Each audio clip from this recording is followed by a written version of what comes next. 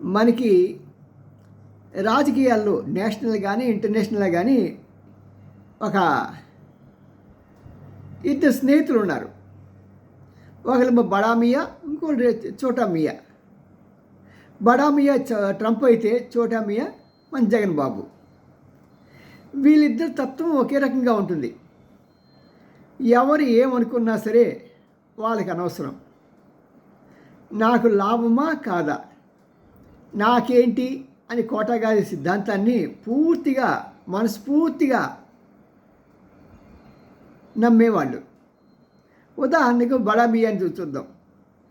బడా మియా తన అధికారంలో వచ్చిన ఈ 2 సంవత్సరాల్లో సుమారు $2 బిలియన్ హంఫర్ట్ చేసుకున్నాడు, తన బ్యాంక్ ఖాతాలోకి మార్చుకున్నాడు. ఎలా మార్చుకున్నాడు? ఇంకేమున్నాయండి లంచాలు. ఈయన లంచాలు ఎలాగుంటాయంటే క్రిప్టో కరెన్సీ దగ్గర నుంచి ద్వారా అతనికి సుమారు ఒక $1.23 బిలియన్ ఆదాయం వచ్చిందని చెప్పి తన ఇన్కమ్ ట్యాక్స్ ఫైల్స్ చేశాడు.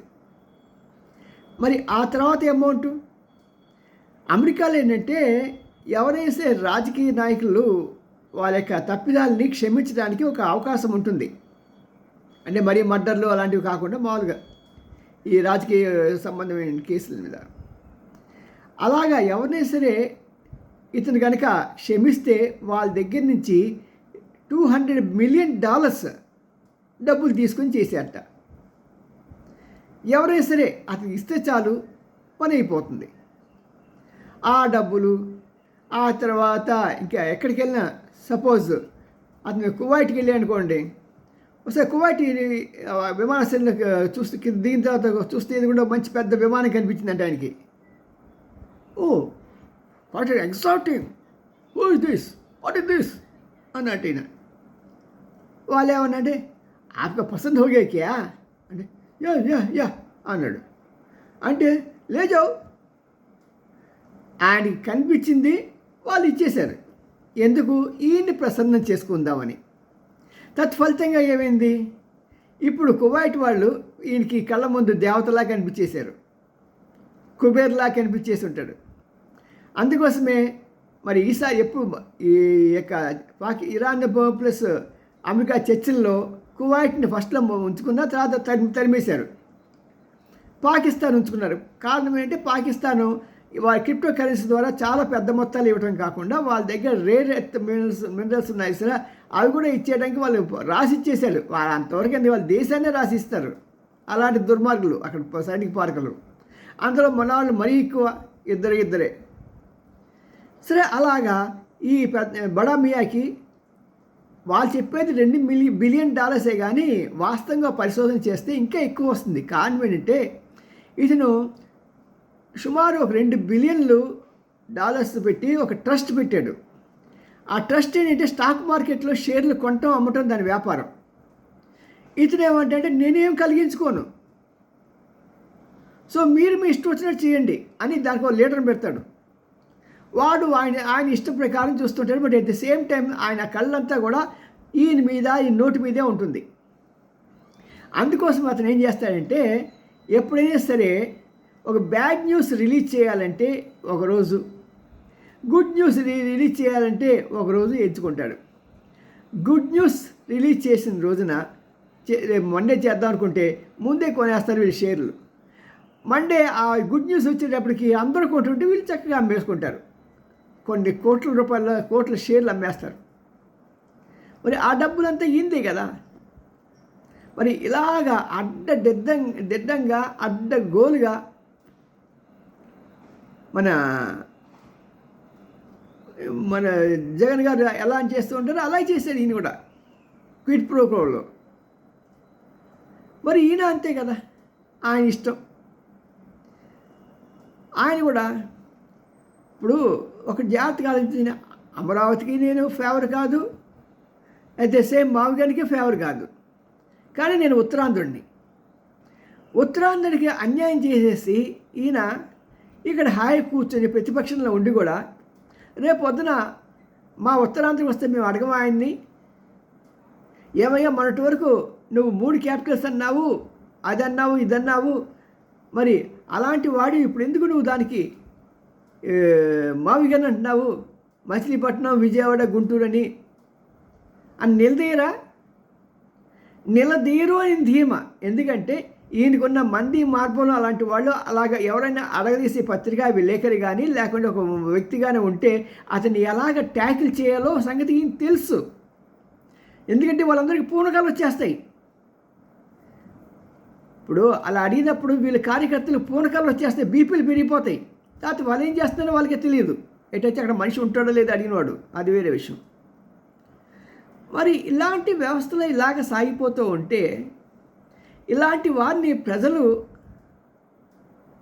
మరి ఓట్లేసి మన నెత్తి మీద వాళ్ళని అధికారులుగా పెట్టుకోవటం ఎంతవరకు సమంజసం? నా మిత్రుడు ఒక అతను అంటున్నాడు, ఇరాన్కి చాలా నాశనం జరిగింది కదా, చాలా నష్టపోయారు.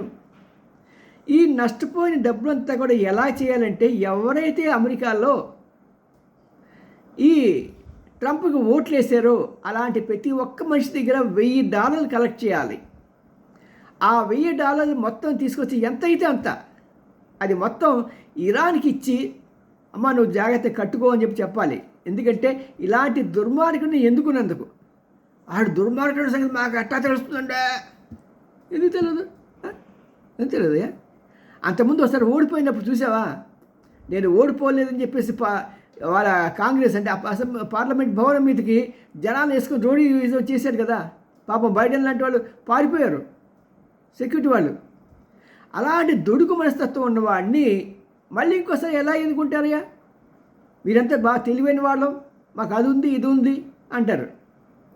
మీ తెలివితేటలన్నీ కూడా పాపం కష్టపడి పనిచేసే భారతీయుల్ని రోడ్డు మీద వస్తే ఎగతాళి చేయటం, లేకుంటే అక్కడ భారతీయులు సంపాదించేసుకుంటున్నారు, కష్టపడుతున్నారు కాబట్టి అలాంటి వాళ్ళని మా దేశంలో ఉంచకూడదు, తరిమేయాలని చెప్పేసి ఇలాంటి పిచ్చి పిచ్చి ఆలోచనలు చేసే మీకు ఆ మాత్రం శిక్ష వేయక తప్పదు కదా. ఓకే, మీ ట్రంప్ గారు ట్యాక్స్లు వేసి కలెక్ట్ చేసేస్తా అన్నాడు. ఎవరు కలెక్ట్ చేస్తున్నాడు? మీరు మా మీద 50% ట్యాక్స్ వేసారు, మాకేం పోయిందా?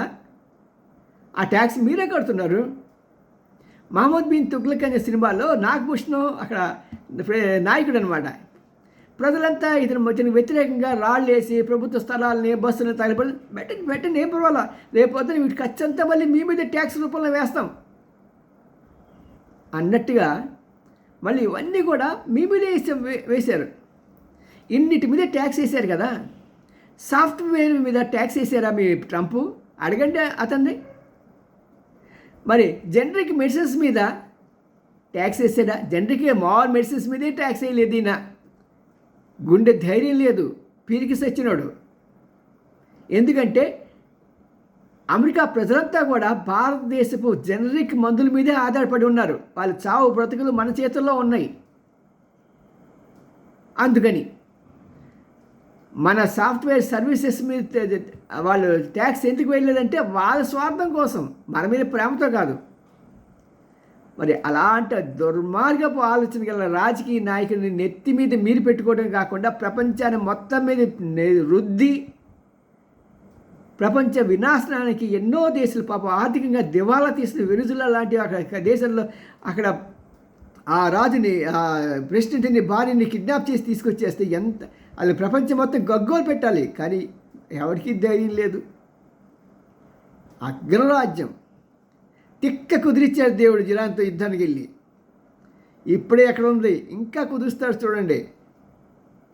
మరి అలాగే ఎవరైనా సరే తిక్క వేషాలు వేస్తే వారందరికీ చివరికి ప్రజలేం చేయలేరు, కానీ దేవుడే పగ తీర్చుకుంటాడు. అందరూ అంటుంటారు కదా, ఏమని, ఎవరు తప్పు చేస్తే ఆ తప్పు ఎవరినే కబలించి వేస్తుందని. అదే జరుగుతుంది.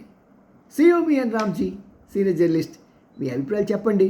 నా అభిప్రాయం స్పష్టంగా చెప్పాను. మీ అభిప్రాయాలు ఏకీపిస్తే ఏకీపించమని చెప్పండి, లేకపోతే విభేదిస్తే విభేదించమని చెప్పండి. See you.